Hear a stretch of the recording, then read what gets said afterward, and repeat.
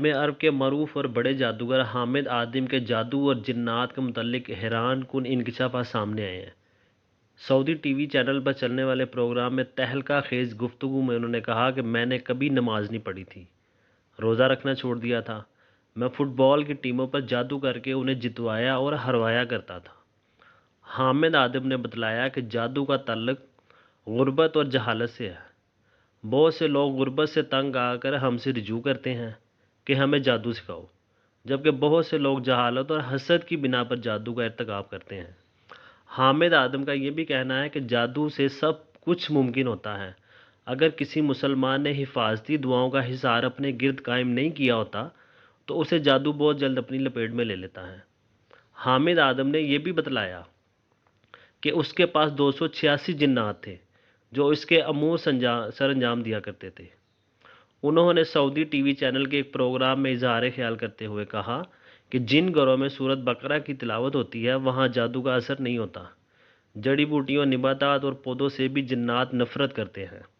हामिद आदम ने बतलाया, जब मैंने जादू से तौबा कर ली तो मुझे जिन्नात के सरदार ने 2 गुना खिदमत की ऑफ़र्स की।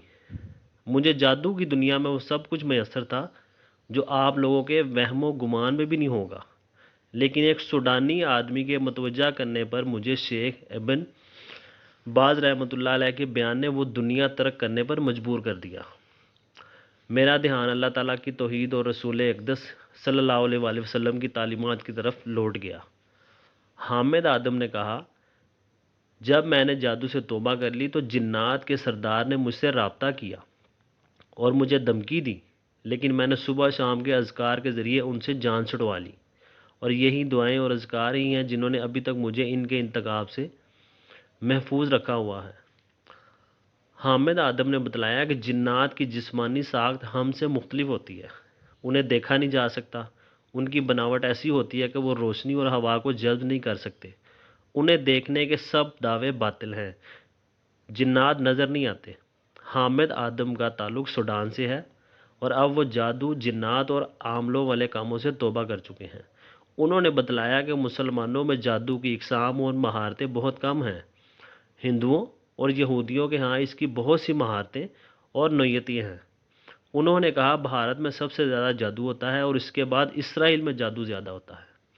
उन्होंने ये भी बतलाया कि जादूगर जादू करने से पहले माँ या बाप का नाम इसलिए पूछते हैं ताकि वो इन नामों के हरूफ से पानी, आग, हवा के साथ मुश्तरकात जोड़कर उनके माहिर जिन्नात से रब्ता करके जादू को पुरअसर बना सकें। हामिद आदम ने यह भी बतलाया कि वो अपने जादू के ज़रिए कई बार सूडान की फ़ुटबॉल टीम के लिए काम कर चुके हैं और बहुत से मैचों में उन्हें जितवा भी चुके हैं। हामिद आदम अरब ममालिक में बड़े जादूगर के तौर पर मशहूर रहे हैं, लेकिन अब वो जादू से तौबा कर चुके हैं।